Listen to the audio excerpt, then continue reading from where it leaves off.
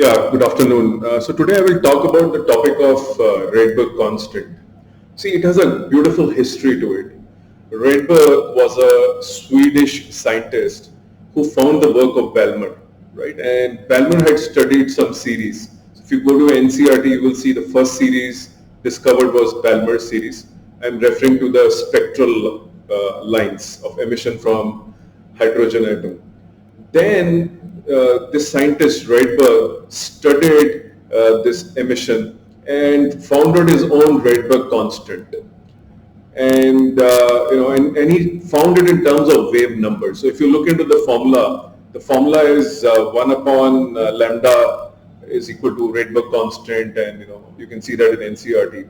But very importantly, the actual person who found the value of Rydberg constant was Bohr. So Bohr was able to find the true value of Rydberg constant. Please read about it. Thank you very much.